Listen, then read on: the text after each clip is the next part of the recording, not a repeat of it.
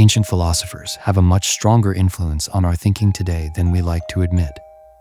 One of the most harmful ideas that persisted throughout history is that some lives are worth more than others.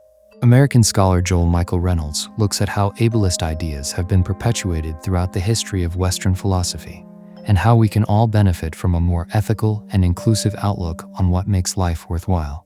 Joel Michael Reynolds is an American scholar and professor of philosophy and disability studies, whose work focuses on deconstructing ableism in different scientific fields and philosophical theories. In The Life Worth Living, Reynolds argues for an anti-ableist future through a new understanding of disability and pain. If the question of the life worth living is to move beyond ignorance and prejudice, then philosophy itself must be re-examined through the lived experience of disability. Joel Michael Reynolds. Philosophy conflates disability and pain. We don't often consider how much the thoughts of ancient philosophers and 19th century scholars still permeate our daily lives.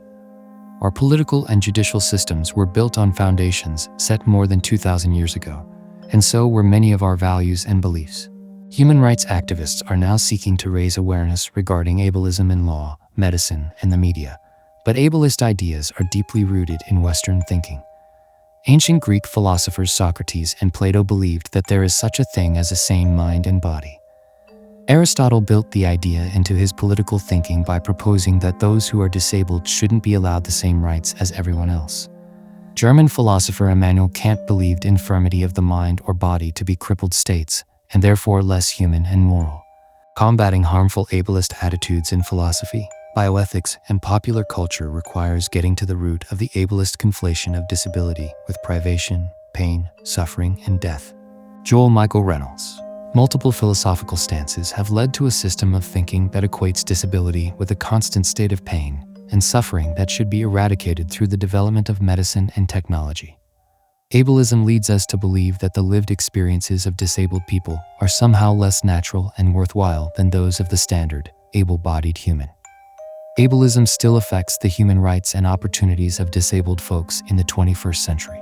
Pain has many often misunderstood nuances. While the human body exists in many shapes, sizes, and ways of being, the basic premise of ableism is that health is the default. The ableist conflation of disability and pain comes from a misunderstanding of both. As an essential part of being human, pain has many nuances. Pain is simultaneously that which opens and closes us off to the world. Pain is paradigmatic of the porous beings we are. Joel Michael Reynolds. Our understanding of pain comes from many different disciplines and systems of thought, including medicine, religion, humanism, and existentialism. Neurobiology views pain as an evolutionary trait that allows the body to react to potential harm and recover. In Abrahamic religions, pain is the price humans pay for their wrongdoings. Humanistic theories relate pain to ethics, as it helps us relate to each other and feel empathy.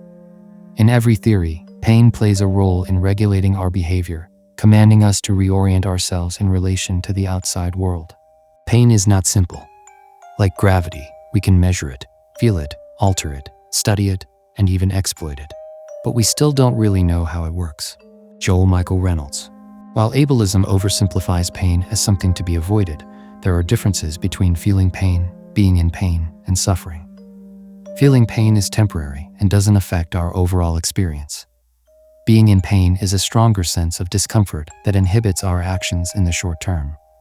Suffering means experiencing constitutive and consuming pain, the kind that shapes our entire life and becomes our only sensation.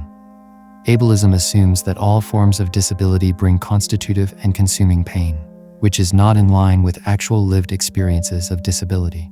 Disability is the experience of being non-normative. While the media often represents disability as a monolithic experience, many different forms of disability prevent it from being adequately defined. Religious interpretations of disability position it in relation to divine power, compassion, and the potential of healing. The medical model defines disability as a pathology, an unfortunate state of suffering that should be diagnosed and repaired, a problem to be solved. On the medical model, disability is an individual tragedy due to genetic or environmental misfortune. Studying disability through social relations has allowed the disability rights movement to raise awareness about ableism and change legislation. What brings together different types of disability are the experiences of discrimination, and being seen as lacking, non-normative, or lesser than the agreed-upon standard human body. Bodily differences are not a fault, but a part of life, and inequitable treatment is not a part, but a fault of society. The belief that there is an ideal human body, and that we can only ever exist within the binaries of health and non-health, ability and disability, dismisses the variability of what being human means. Being disabled shapes one's life in the same way any other aspect of identity does, and it is not innately good or bad. An anti-ableist future is one in which we consider disability experiences in their full complexity, and with care so that different voices are heard, and every human has the chance to flourish. Looking at how disability and pain have been understood and defined throughout history uncovers a long-standing tradition of ableism that still permeates our society.